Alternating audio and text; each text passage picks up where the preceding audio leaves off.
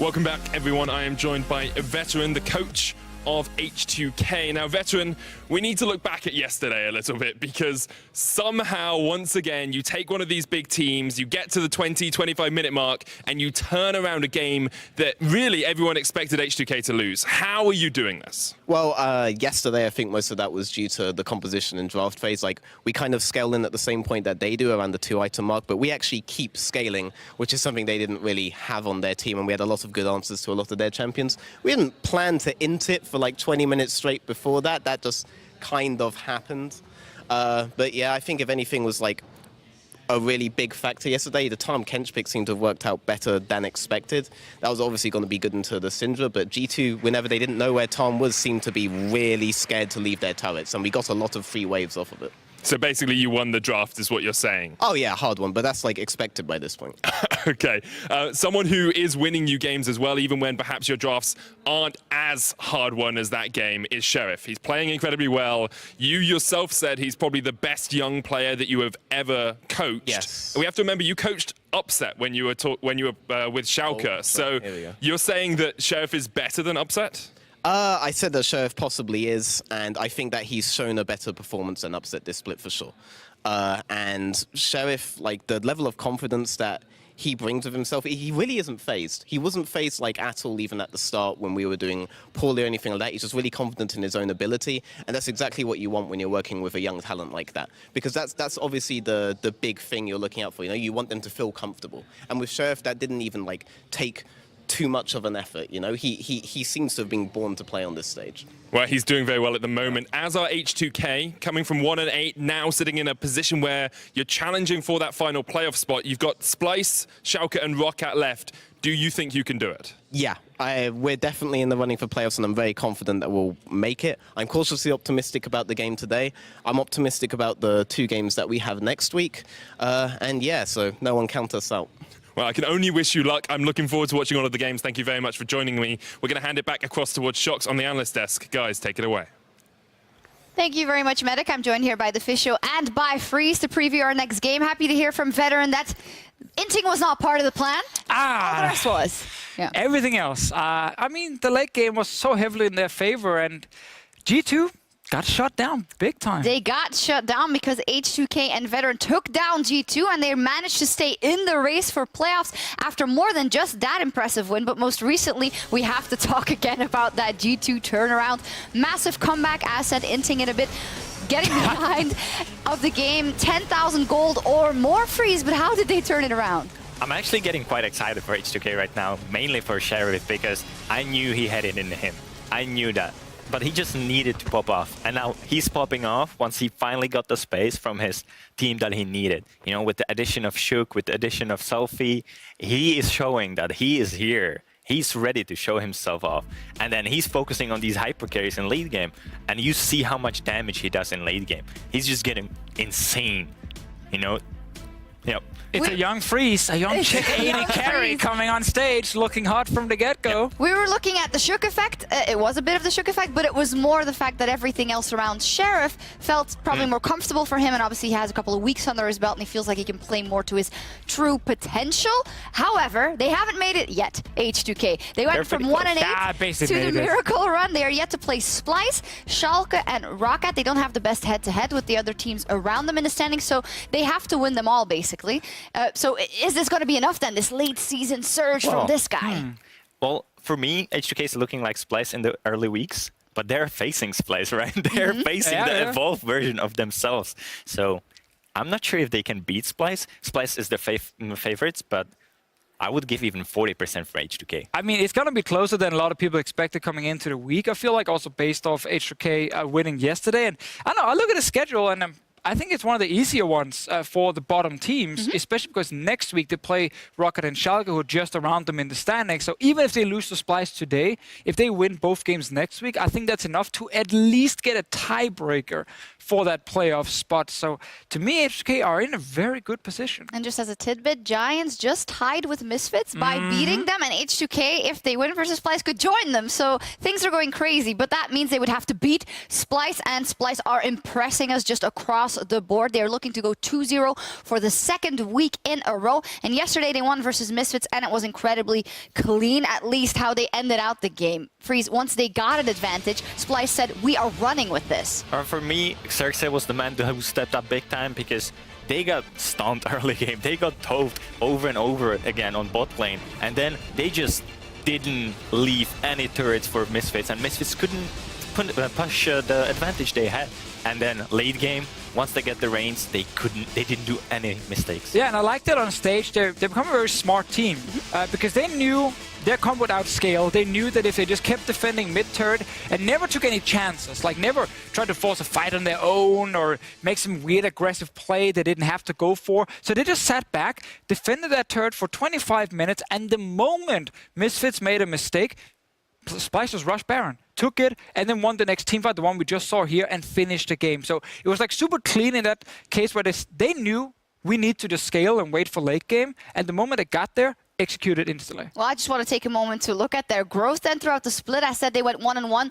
6 weeks in a row. They were super inconsistent, and now the last couple of weeks, every single member of that team has found its form. The picks and bans are good, the macro's good, so they look very strong. So strong even that it's not just about playoffs for them, it's about that second place, that quarterfinal bye that is now up between them, G2 and Vitality. And Official, you have so much faith in them, but there you say it again on there that Splyce is actually the main contender for that second place. I mean, yeah, I think they're favorites among those three teams to grab second place, and a lot of it comes down to, of course, you know, G2 kind of falling apart a little bit, but I think the Splyce team have shown they can play early game, they can play late game, and they don't just rely on one player like they did at the start of the split. It's actually multiple members who are playing much better. So I think the Splyce team look very well-rounded, and that's why I put them as my favorite to get that second place. For that, they'd also have to beat H2K, and on the other hand, they could all fall apart right now. Train, so I need a vote. You already said it. Splyce is going to take this one. Freeze. Well, I still have to mention for Splyce that they're so amazing team that they play two different playstyles. You know, you see G2, they don't even have a playstyle right now. Then you look at Splyce, and they have early game and late game. They can play both, and perfectly it works for them. So I have to go with Splyce. With Splyce. Official, no chance for H2K? Definitely a chance for H2K, but I'm going Splyce. I still think H2K will make playoffs, though. So these are two playoff teams for me. So much going on. Both these teams stood victorious yesterday, but only one of them can go undefeated here in Week 8. As we head over to Pyra and Vedius, let's hear what PromiseQ said about H2K's playoffs run going into the week. I think making playoffs would just mean the world, to be honest. Like, this is what you literally live for, and we've been working so hard the entire split, and we started off as 1-7, and we had to go through the roster changes and everything, and just starting all over. So being able to clinch playoffs would just be like a roller coaster of emotions, but I would be mostly like proud of the team. So we just had to win them all the 4 left remaining games, and I'm really confident that we can do it, because if we play our own game, I think we're as good as any other team in Europe right now. True Cinderella story right there for H2K. If they can finish this run and make their good playoffs. as every other team, if they play their style. That's what I'm going to be looking forward to seeing. They took down G2. Let's see if they can do this. They beat Misfits too already. That's very true. Yeah, a lot of things. Now let's take a look on the at the teams on stage. H2K on the blue side. And Vedius, I don't know about a new sheriff in town, but the one they got is certainly doing his job well. He certainly is. He's a big carry that we need to keep our eyes on. We saw many up-and-coming AD carry talent coming into the split. Upset was the big hype man. Trupax was the guy that was considered to rival him, and Sheriff, he kind of went under the radar, but progressively throughout the split, he's been getting better and better and better. And now he goes up against kind of one of the staple, even considered MVP candidates in Kobe. This guy has been so solid for Splyce, and he was a big part of that early success during the regular season. He was an individual that you put him on the carry, you look at him and you say, hey, when it comes to these late game fights, we're relying on you to step up. And he was getting pentakills. He was the one keeping the team alive. And if he ever fell behind, well, the team kind of struggled. But now Splyce have evolved past that. They can rely on their other players, but that doesn't mean Kobe has gotten any worse. No, and that is definitely going to spell a little bit of danger for H2K. We'll see if they can overcome and keep that miracle run going as we enter picks and bans here. Once again, every single game matters. Splyce looking to contest up towards the top of the standings, looking for that playoff by H2K, trying to stay in the race. These bans are coming hot and heavy, though. It's Camille, Zach off the board, followed by another Anivia. Now, Selfie did play one Anivia game during one of his first debut games, actually, onto the LCS. He didn't have the best performance, but Splyce clearly have a strategy in mind where that Anivia could perhaps get in the way. We've seen how effective it can be against low-range champions, things like the Sivir, for example, maybe even the Sion, given how effectively you can just throw up that wall. And Sion is currently available for both teams. Galio still ready to go. Sejuani, another potential power pick, along with the Ryze and Azir. Many strong picks available in the current patch. That's one of the reasons why we do see teams slightly favor red side in the current meta, because, well, I mean, why not get 2 power picks over 1? Well, that's usually good math for sure. Now the Galio is removed. On Splyce's side, definitely want to zero in on that Kog'Maw because that was something that Sheriff had to great success the other day. Ryze also taken away, so only 180 carry banned, a handful of mid laners. Zyra Khan still up and available. Could be something that Sheriff looks to lock in. Remember their epic game versus Giants, where Sheriff had that amazing quadra kill to defend the base.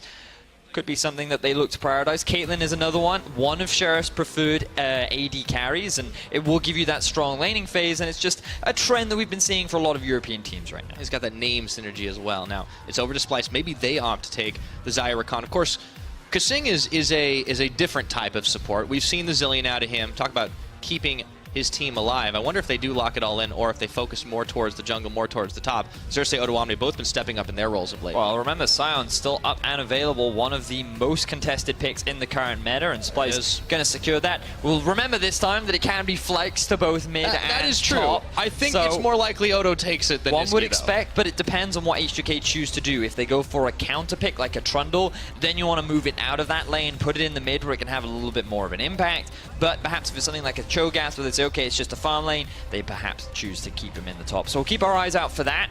Right now, Splyce choose to round out their second half of the first pick phase with a Tristana. So a little weak during the laning phase, very similar to what we saw in game 1. But that means that H2K now have the freedom. They can lock themselves in a Jarvan perhaps, maybe get themselves a Sejuani. Both very common junglers that Shook has looked to prioritize. And interesting, the H2K may look to get themselves a solid mid laner right now, rather than getting themselves a safe Cho'Gath to try and answer the Sion up in the top lane. Or alternatively, they don't want to try and get themselves a support either. But still switching things up. We have a few more seconds before it ends up getting locked in. Do we go and see that farm lane up towards the top side? Cho'Gath still healthy, scaling into the later stages of the game, and as the timer ticks down, H2K will lock it in to pair with that Sejuani. Big beefy front line for this H2K squad. And remember, Splyce do have the ability to flex. If they have the counter pick for the Cho'Gath, they can save that for later on into the draft, and they move the Sion down into the mid lane. That's not quite what I'm expecting. I think that for Splyce right now, they're going to look to try and save their support for the second half of the draft as well. And I wouldn't be surprised if they do in fact choose to lock in their mid laner right now. Oh, but of course, Skarner. How could we forget Skarner? My word. So many power picks in the current meta right now that some of them just slip through the cracks. Well, that one certainly did, so it's locked in for Xerxes right now to pair up with that Sion. There's definitely a lot of ways Splyce can catch out opposing members there. Now, you would expect Splyce to ban away the Tahm Kench because he is one of the biggest counters. It kind of alleviates the need to always go for the QSS because you can just gobble up the target that ends up getting rooted on. So it wouldn't surprise me if Splyce looked to ban away those supports that basically just make Skarner's life a little bit more difficult. Still got one more ban to go for the Splyce side. This is the Alistar that they took off the board already. Well, let's see what H2K decide to answer with. Taking their time, H2K are actually going very slow and deliberately through this ban phase, and it's Janna that they actually opt to remove. Showing a lot of respect towards Kasing. He's played a lot of supports. Braun, Tahm, Janna, and Zillion are all his most played at 3 games each. Guess which one of those is not like the others? The Zillion. I was going to say the Janna, but okay. Oh, also true. So they choose not to ban away the Tahm Kench. They may look to pick it up for themselves. Always an option. Great as an answer to the Sejuani in the later game as well. And given that quite a few supports have already been banned off the board, would not be a terrible pick. The Zillion being thrown out as well. So a lot of respect going towards Kasing. I think the Tahm Kench would make a decent amount of sense right now for Splyce. It would allow H2K to go for the Caitlyn Braum down towards the bottom side. And I think that would be the most logical option for Splyce. Okay. Still taking their time as well, and Splyce might end up opting to take away the Tahm Kench themselves. A lot of flashing back and forth on this last pick, but maybe they want to save it for the end. It's the Azir coming in for Niski. Old standby, his most played champion. It seems very odd to me. Like, they were hovering the Tahm. We talked a lot about how Tahm seems to make the most sense. They could have saved the option of the Sion still being a flex pick, forcing Selfie to pick a mid laner, which then could have given Nisqy the winning matchup. But he says, you know what? Most of the mids are banned out. It would kind of force Selfie onto maybe an Echo that we did see, or the Veigar as an answer. But I feel like going for the Azir now just gave H2K more options in the draft, and they're going to go for the scaling. So Cho'Gath in the top lane against Sion. Pretty strong winning lane. Caitlyn down towards the bottom side. Loses a little bit of pressure with the Tahm Kench, but it's still powerful, and I think the Tahm Kench could act as a very effective answer to the Skarner as well. I think overall, if it is locked in, H2K drafted themselves a very well-rounded comp, more geared towards scaling, but they still have winning lanes that they can look to play around. And instead they're going for a little bit more lane dominance with the Braum. Personally not a fan, think the Tahm Kench makes more sense, but H2K, they're confident with it. I mean, maybe they're worried that they might fall a little bit far behind. We saw that happen yesterday before they could bring it back, and up against Splyce, that might be a difficult thing to bear. Now, last pick, we're still waiting to see what Kasing's choice of support will be. He's been known for some interesting picks in the past. Let's see if they go for some extra laning damage as well, and it's the Lulu locked in. We got a Yordle bot lane, Vedius. So you can look to be a little bit more aggressive in the 2 versus 2 when you're paired up with a Lulu, a new range support that, while Kasing has played it so far during the regular season, hasn't seen much prevalence. And I think that still, because of Tristana, she is rather weak in terms of the very early laning phase. Caitlyn vastly outranges her and can put a lot of pressure down. The fact that you have a range support paired up with you as well, and decent wave clear on the Tristana, could make this 2 versus 2 a little bit easier for Splyce, but you're also setting up Kobe to be this big carry again in the late game. You do have the Sion, so there's a top lane that you can potentially play through, but the Azir in the mid, just going to be focused on scaling. Will not struggle really against the Veigar during the early laning phase, but in these mid to late game team fights, got to be much harder to execute against the small wizard of evil and death. Very apt description. Now, for Splyce, it does seem like they've gone with a very time-tested style of composition that they've had so much success on. Would you have liked to see something a little bit different out of this team who has had their other players really stepping up in recent weeks? No, I think the draft from both teams is fine. I think both are geared towards scaling up into the late game. I think both have lanes that they can look to play around. And I think that both teams will largely just come down to execution. I am question marking the Azir pick just given where it was in the draft, because it gave Selfie this Veigar, which I think is going to be really the big swing point in the fights to come. And also Sheriff on his comfort, picking the Caitlyn. I have high expectations for him to really match the kind of pressure that Kobe is looking to do for Splyce. Once again, the playoff race is getting incredibly tight. Splyce clear in the lead, looking for that second bye if they can secure it. However, H2K still trying to vie for a playoff berth altogether, which would be an incredible turnaround from how they started this split. We heard from Promiscu earlier about what a big thing it would be for him and for the H2K organization. Well, Deficio is a believer in H2K. I've heard a few other analysts be believers in H2K as well. I believe even Broxer on PGL yesterday said that he could easily see H2K making it.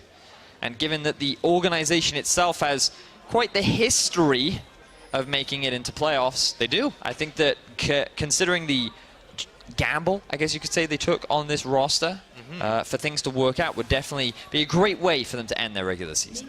Yep. And now as things get underway, we see the infamous Skarner minigame playing out on stage. As Ursay already finding some of his pillars already taken away. No shenanigans inside the jungle, though, just yet. But as you mentioned, this will be a very scaling-oriented game. Expectations are, from me, Pyra, that early game will not have a huge number of ganks. There won't be a huge number of action. And I think we're going to see very similar things to what we saw when H2K kind of went up against G2, where the comps really come online past the 25-minute mark. Yeah, let's talk about that, because, I mean, come online is one way to put it. I liked Veteran's description, int for 25 minutes, and then win the game. Just H2K things. I mean, I think they should avoid inting for I agree. the first 25 minutes, and I think with the comp that they're going up against, it'll be better. But yeah, what a great win for H2K in terms of confidence, in terms of position in the standings. They needed that win in order to stay really in contention with all the other teams that are fighting for that playoff spot. They found it. And now getting a win over Splyce could be huge for them as well. We talked a lot in the last game about how every single game matters. This one is just another example of that. Will they close the gap between themselves and Giants, who picked up a win? Or will they separate themselves from some of the top 6 teams? So many things to look forward to over the course over this day and next week. It's really coming down to the wire in that playoff race for sure. Nothing is set in stone. But it is just so impressive to see the growth out of H2K. And yeah, they did a lot of shakeups. It was hard to tell exactly how strong this team would be. There were, a lot of mentions of the Shook effect. We're seeing him on screen right now. Very decisive player, bringing some experience to some of the newer members of the H2K roster. Selfie also coming in as well. But it is important to note how well Sheriff has done in the last couple weeks. We've seen him on these late game carries, and this is why Caitlyn's a favorite of his. He just pumps out the damage. Yeah. And on the other side for Splyce, they're fighting for that second place spot. It's really important for them to be able to kind of end that way when you consider the amount of criticism. I was one of the big critics of the team. I said that coming into the split they would be really strong and they'd gradually fall off. The opposite ended up happening, and they ended up becoming a strong playoff contender. And they want to solidify themselves as a top team in Europe. This team was thrown together full of veterans. Like, you look at the names across the board and you can see all of them have experience. A lot of these players have gone to Worlds. And it's I don't know if I'd call it a star-studded roster. At least that wasn't necessarily the expectation coming in. It's definitely bright and shiny, though. But it is, as you rightly said, bright and shiny. And every single name you see, you'd kind of expect greatness from. So it's nice to see that Splyce are reaching that point. They're now 9-6, and a win here will temporarily put them in a solid second place. Yeah, and I think it's worth noting how they've been able to get to that point too. If you look at their game yesterday, it was just so incredibly clean. They were able to close it out. I mean, from Baron take to game end was pretty much the exact duration of the Baron buff up against the Misfits. I mean, that's as clean as it actually gets. Yep, certainly is. They'll be looking for a similar performance today. As expected, we haven't seen a huge amount of action in the first 5 minutes of the game. It's been relatively slow, focus on farming. Pretty much all the lanes are even, with a bit of an advantage built in mid, kind of as we would expect from a Azir versus Veigar matchup, where in the early game, Veigar, so short range, doesn't have the best wave clear. It's very easy for the Azir to punish him. Yeah, it's definitely worth noting as well that Selfie's the one who hasn't played the Veigar this split compared to Niski, but there's a reason that champion has been kind of coming up every now and again when you have some of those bans in the mid lane, especially with the likes of Galio, other safe choices like that off the board. It's because the later this game goes, Veigar gets really freaking scary. It's true, but one of the bigger things is the event horizon and how much impact it can have in zoning away someone like an Azir from a fight. It becomes a lot harder to do the Shurima shuffle, and he is a relatively mid-range mage that the event horizon can really do a good job of just zoning you away from. So I think that Veigar overall is a great pick into Azir later on into the game. But in the early game, we want to see Niski maybe even camp this lane. Once the level 6 comes out from Xerxes, get the Predator up, get the flank off, force a flash out, maybe go for an early kill down onto the small bringer of doom. Well, we've got a few more minutes before that level 6 will come into play. So let's zero down in on the bottom lane, because you mentioned how the lane dominance should come in for the Yordle bot lane.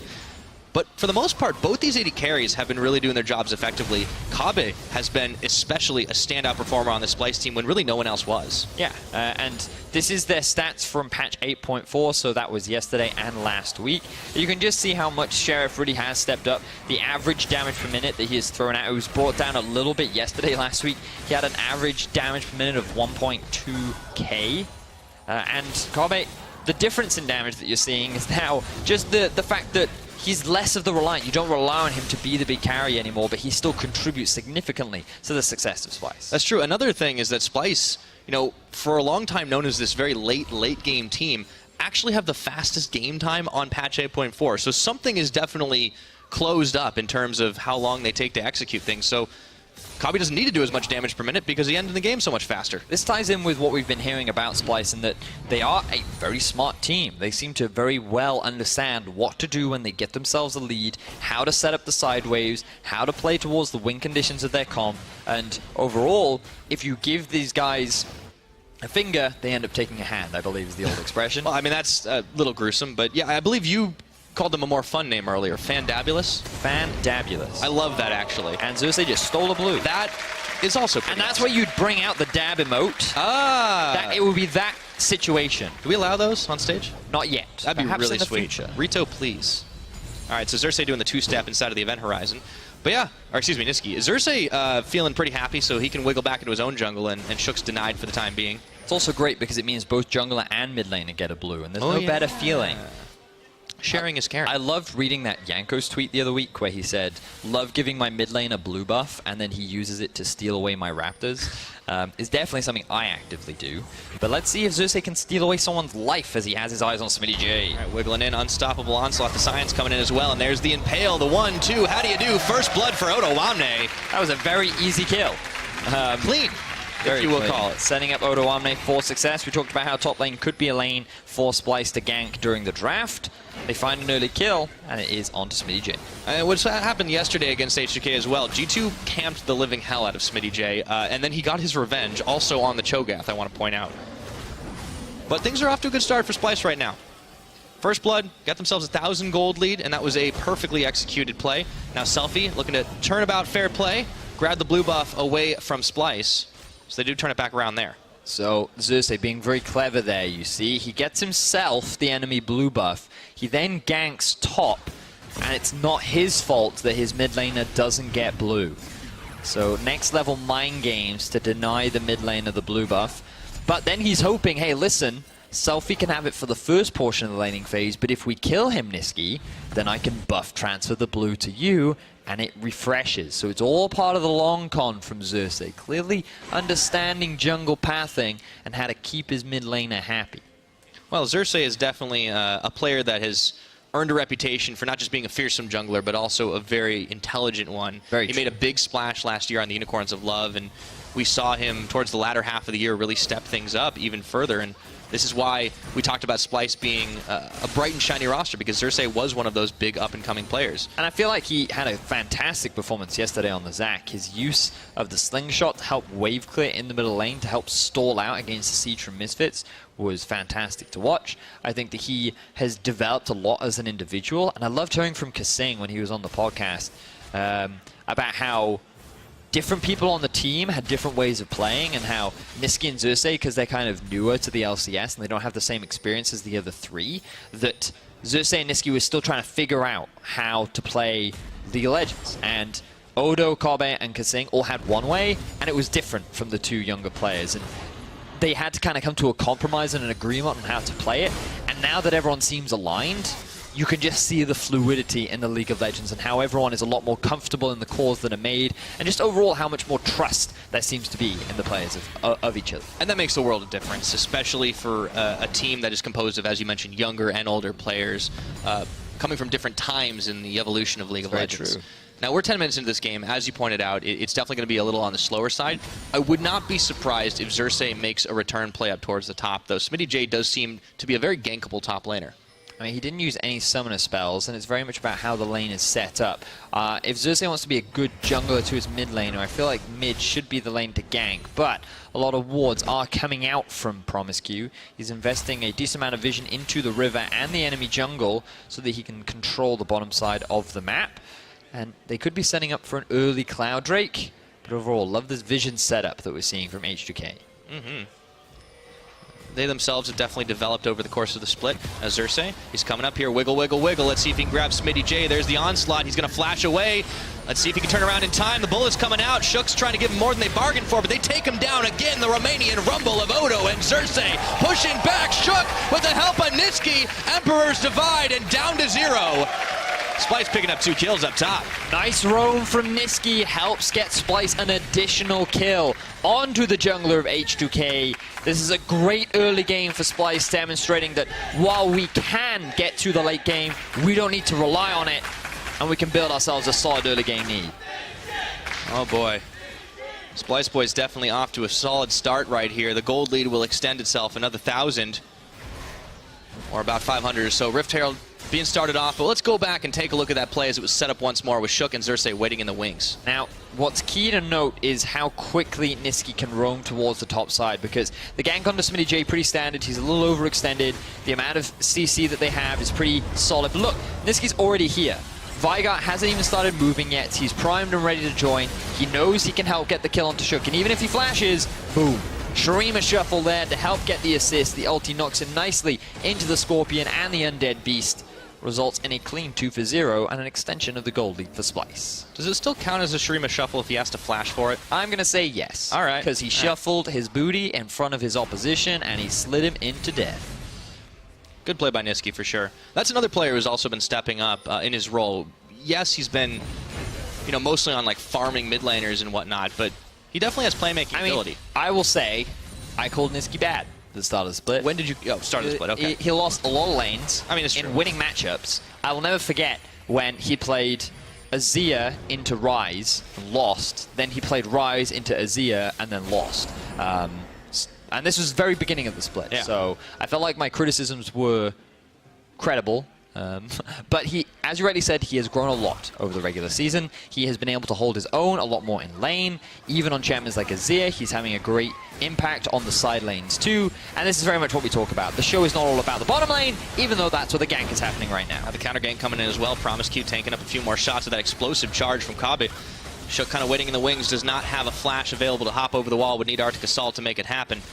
And Xerxes spotted, gonna back off. Let's see, a lot of movement though by both junglers trying to influence the pace of this game to get things off to an earlier start. We talked about it being slower, but it doesn't mean there isn't going to be action, and Shook returns to the blue buff. It's consolation prize this time around, and he should be able to pick it up. Maybe he's thinking the same thing that Xerxes was. I'll get it now, and then I'll get Selfie a blue buff later. Maybe. I mean, Niski, he's ahead of the game. He's like, not this time. I will take the blue buff. Want something done right, you gotta do it yourself. Exactly. Xerxes is hanging around. He does have the smite, but Niski's like, no, it is my turn to shine. I want to point out, I've been on the Niski hype train since Twisted Fate. Okay, fair enough. Good for you, Pyro. Yeah! I was not aboard that train. That's okay. I had a very comfortable first class seat. Now, Splyce moving up towards the top side. Question I wanted to raise, one that we can discuss a little bit, was H2K invested a lot of vision towards the bottom side of the map. Splyce said, nah, we don't really care about the bottom side of the map, and they've only ganked top and played towards the top side. And this nets them a tower as well as the Rift Herald. And it just makes me wonder what H2K's intent was with all this bot side vision, because it felt like that they didn't really do anything with it. They didn't secure an early Drake, they didn't successfully get themselves the bot tier 1, and they haven't really made much happen with the vision that they invested in. So just makes me wonder what the goal of the vision was. Something to explore perhaps in VOD review, but it's definitely an interesting focus, because for Splyce, their vision has mainly been in the topside river. They wanted to control that so it becomes easier for Xerxes to set up ganks and really to get Odoamne ahead. Yeah, and ahead he certainly has. Completed 2 items, including that Banner of Command, and Vedius, there is only one charge of Minion Dematerializer on Promise Q. Rough. I think he should have saved them. Perhaps he should have. We'll have to see. Remember that Splyce, 2,000 gold lead against a comp that still does scale well. Both very much aimed towards the team fighting, scaling, later game option. H2K have the much better Baron control because you have the Cho'Gath, who has that secondary smite with his ultimate. So Splyce, they can't just rush it down unless they have full vision control and they're able to do what they did against Misfits and just punish a small mistake. They'll have to really kind of find a successful pick or a fight, which right now they're in a good position to do, but H2K are looking to get themselves their first tower of the game. See if they can secure it with the help of Shook. It might be in for a dive right now. Kabe stepping far up, 2-stepping his way away from the Winter's Bite. Shook unable to find a point of ingress though. Kabe and Kasing are able to push back the minion wave in H2K. Meanwhile, Niski, Odoamne have double teamed up in the mid to try and charge down the wave of minions there, but Selfie is able to keep them at bay. I like the use of the Banner of Command. That's unfortunate for Selfie. Oh yeah. He's trying to draw the minion aggro, but it will get a decent chunk of damage down onto that tower. Shook being dragged down as well. That minion is bigger than he is. Yes. Don't tell him though, because he'll get really upset and he will try to blow up your house. I stopped short.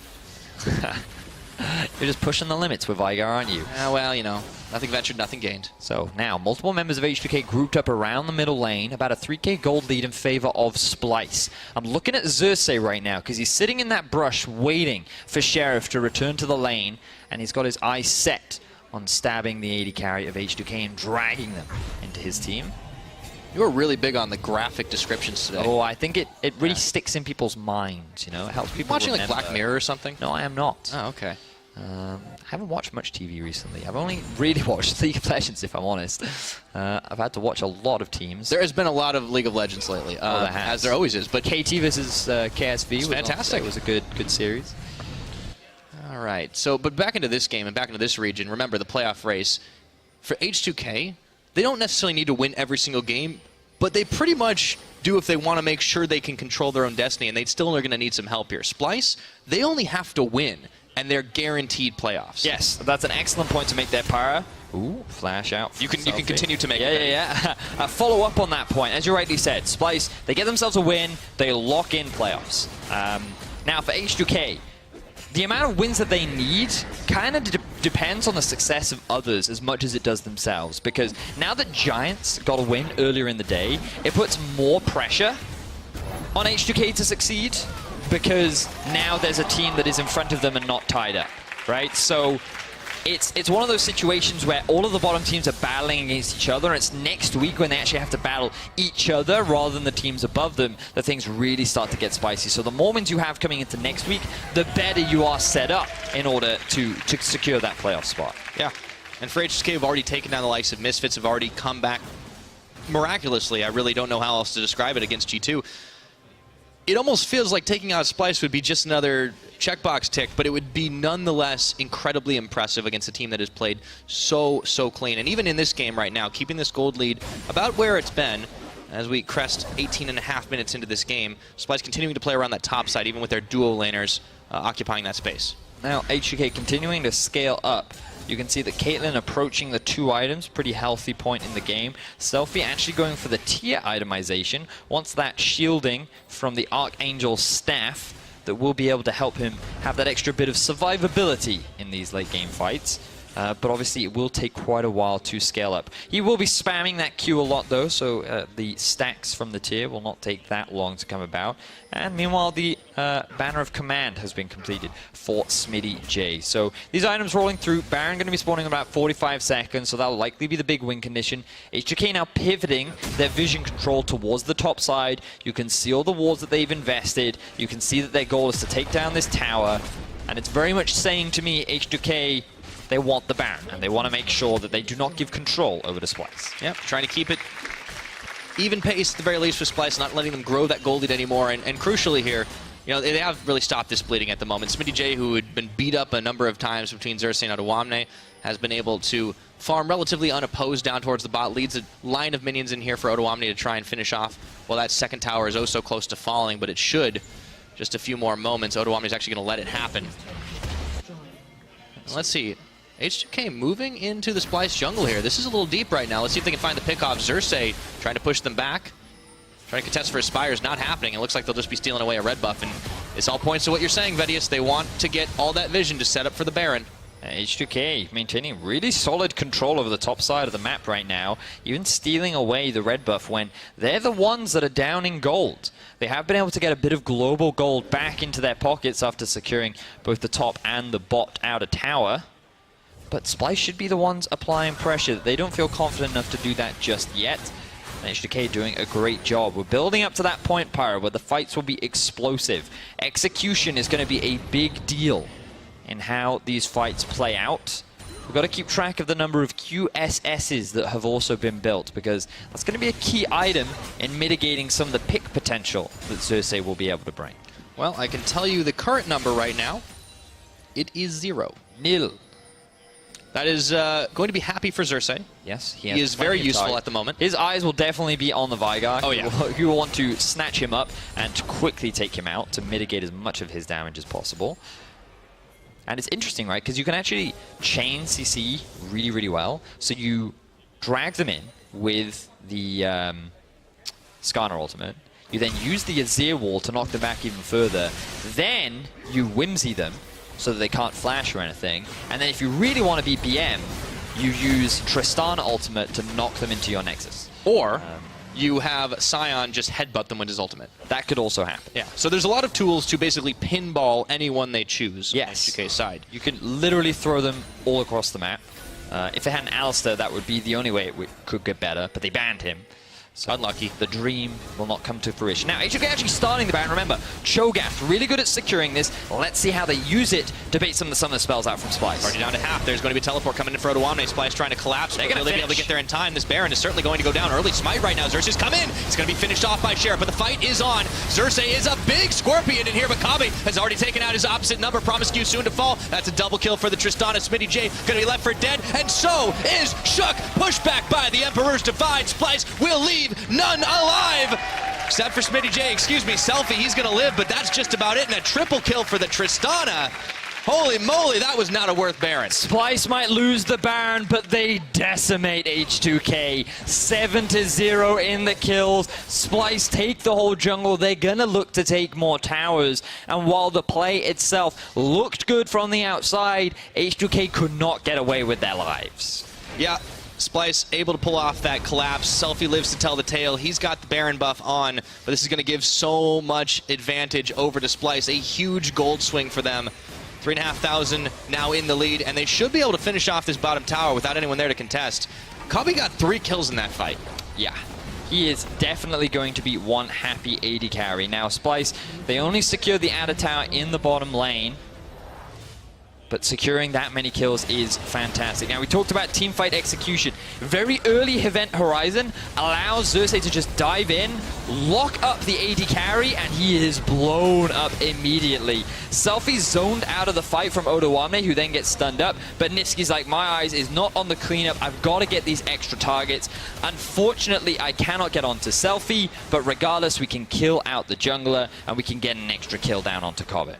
Yeah, so we talked about how Splyce was going to want to lock up and knock back Selfie all over the place, but it's just as well that they can get everyone else on the team, and everybody played their part in that last team fight. 7-0 in the kills right now for Splyce. 4,000 gold lead. This is definitely going to be a very small Baron power play for H2K.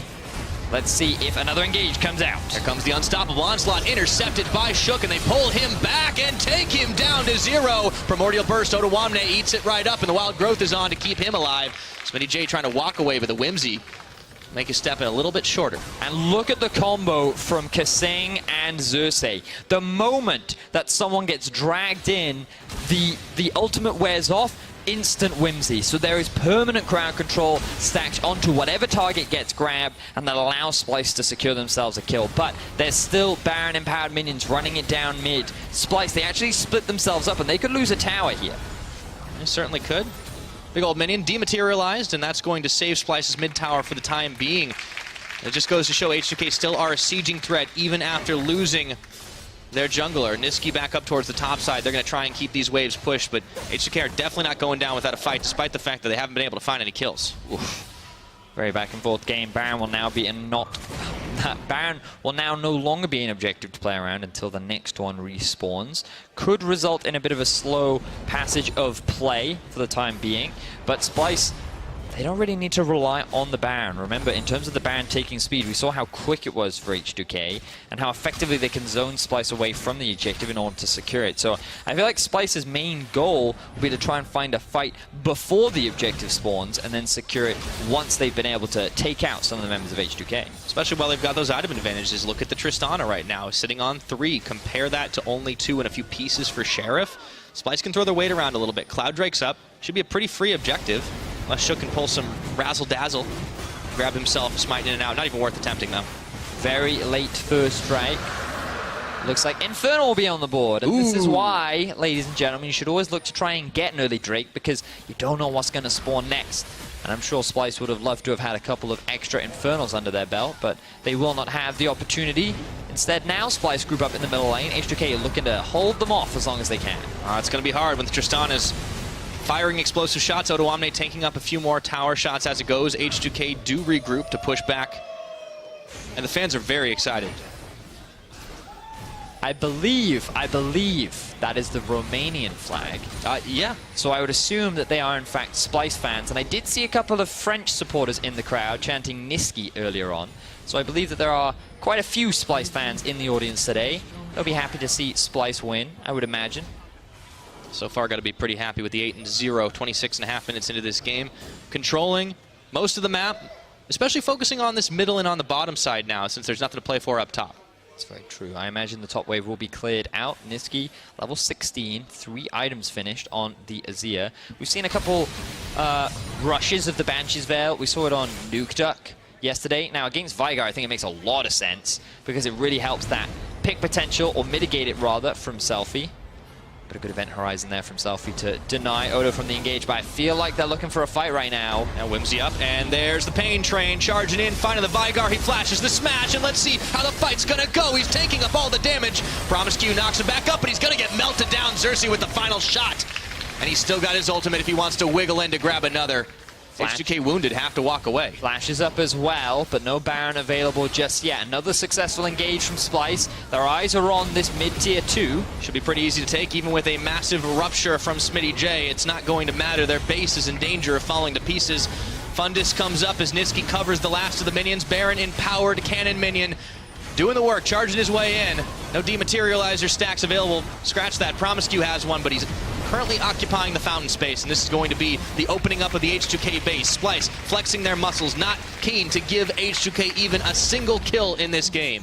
H2K very afraid to engage onto this Splyce lineup. Minus 2,000 gold Baron power play. So Splyce, I think, not too upset after losing that objective. It will be spawning in about 50 seconds time. Another opportunity for H2K to regain some control over the game. But in terms of scaling, Splyce definitely slightly ahead of the curve as these 4th items are starting to be completed for both Niski and Cobb. H2K have had such a hard time when Splyce hit the go button. Odo Omne charges in, they've got nothing that can stop him. Xerxes is able to grab someone, pull him back. I mean, it's a hell of a pain train. And unfortunately, they just haven't been able to find an answer this game. The good news for H2K, with their Baron taking ability, is that that objective will be spawning in 20 seconds. The bad news? They're going to be walking into a nest of wards if they do it. You can see Splyce primed and ready. Good ward over the wall, though, from one of the members of H2K that should be able to spot out the beginning of it. That's why you always want to drop a control ward in the Baron pit and outside of it. And there we go. To make sure that you do control the river. Not going to rush it down just yet. Waiting for the opportune moment. Seeing if they can find a pick onto H2K first. All right, Shook steps forward, gets a ward over the wall. Let's see if Splyce want to start up the Baron. Not super keen on it. They don't need to take it, as you mentioned. It's not part of the game plan for this team, not necessarily. If they can grab it, that'd be great. But they are super happy if they were going to peel off instead. Should be easy to take now that Sheriff is back and looks to return to the team. Nothing doing, no contests. Splyce picked that one up easy. Azir Baron, man. Extremely quick, very easy take there for Splyce. Looking like another very convincing game for this for the Snakes in yellow. I remember the last time what happened when Splyce took a Baron. Game ended before the buff was up. Just about. It is rough for H2K though. Remember, like, every win is going to be so important for this team to keep that Cinderella story alive, to try and make the playoffs. But right now, they're going to need a miracle to turn this game around. Big gold deficit here. Scaling still strong, but they need time. They need items. Hell, they need some gold, and they need to stop that damn Bannon minion. Oh, look at Xerxes. He's going in. Zooming in, gets the impale. Let's see if they got the damage. Instead, Promiscue suppressed, but he's able to turn it back around, get the Glacial Fissure, knock them all up. H2K stay alive for now, but there's a big wave of minions trying to charge into their base. Kabe, Niski, Kasing, everyone on the Splyce side trying to keep this push going. They already have lost the inhibitor in the middle, and H2K will not give them a tower up top.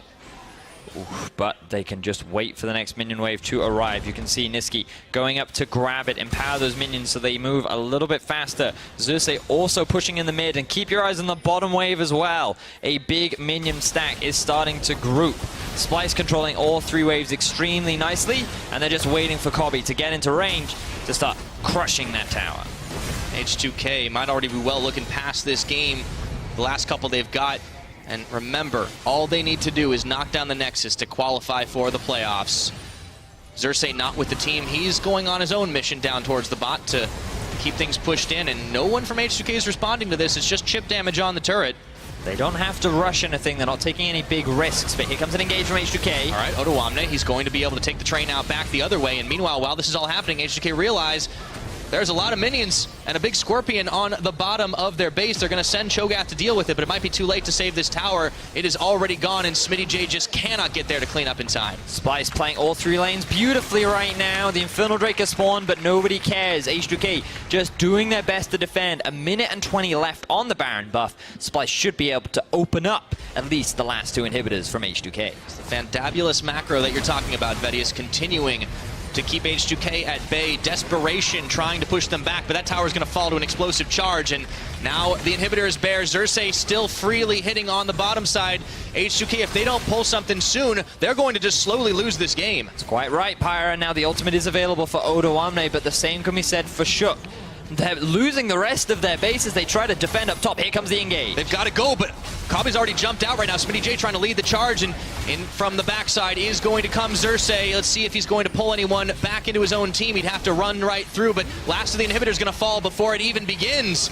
Minions already on the bottom, already in the mid lane. H2K, they just don't seem to have anything left in the tank right now, and in comes the Scion charging, stopping short, and they're going to pull back one. Let's see if they can take down SmittyJ. Emperor's Divide, that's a lot of damage, and that's going to be all they needed. Taking out one, taking out two. 3 members remaining. Splyce standing tall. Let's see if Odoamne can survive the last shot. He's going to flash away, but while everyone's occupied, another triple kill comes in for Kabe. They're going to melt it through, and the pain train is pulling away for Splyce. Next up, playoffs. With that win, Splyce secure themselves a spot in the playoffs. Everything that they have been working for finally comes to fruition. They are yet to lock in a position, but they are guaranteed to be top 6 here in Europe, and we will be seeing them in either the quarterfinals or potentially the semifinals as they make that race towards that bye. They still have the opportunity to snatch that bye, and with the way this team is playing right now, I do not think that is far out of the realm of possibility. Not a single death. 12-0-34.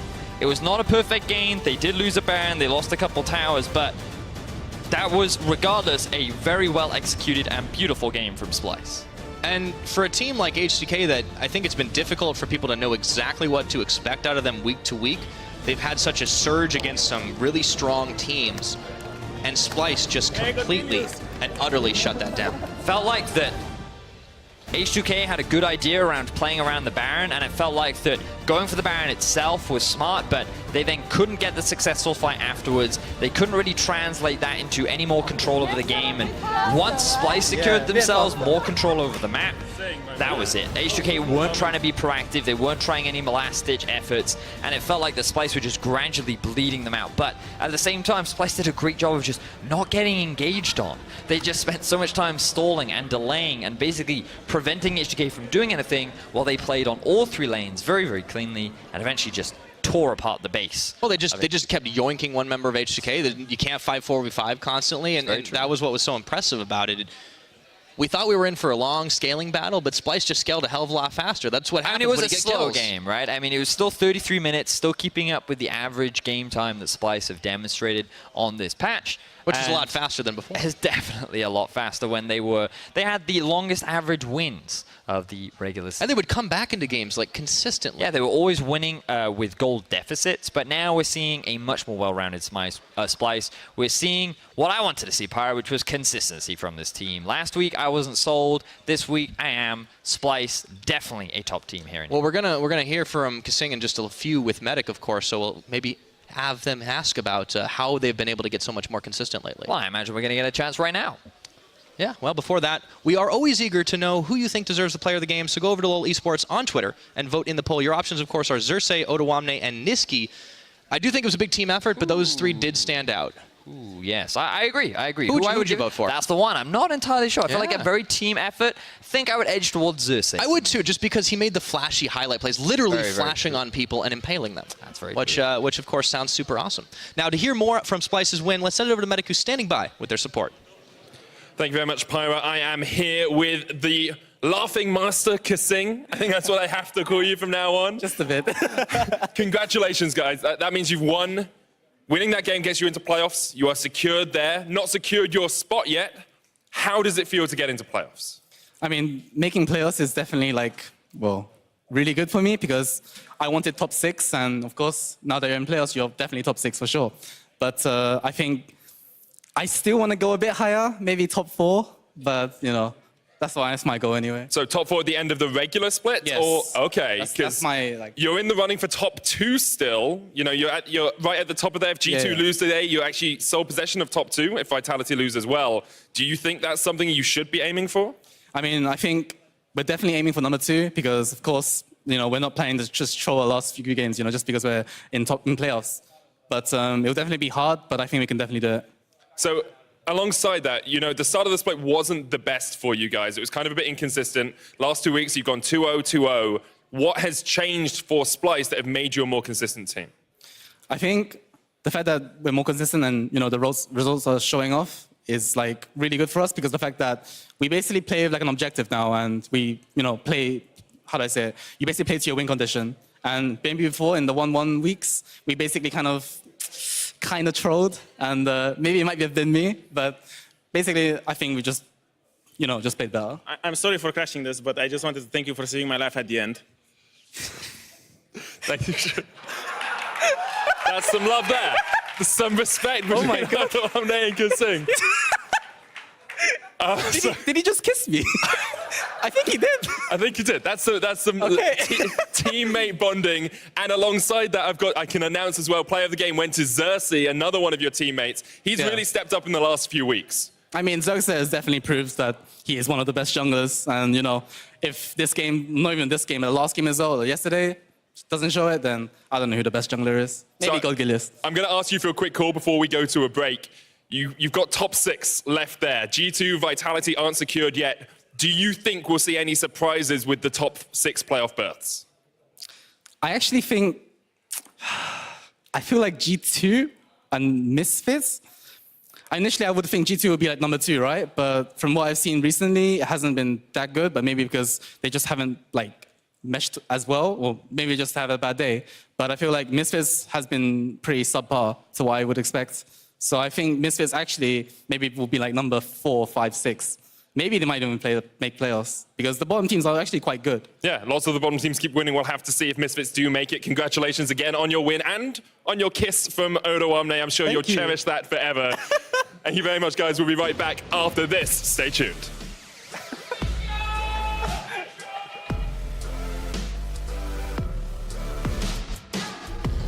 In unstoppable onslaught, the science coming in as well, and there's the impale, the 1-2. How do you do? If you can turn around in time, the bullet's coming out. Shook's trying to give him more than they bargained for.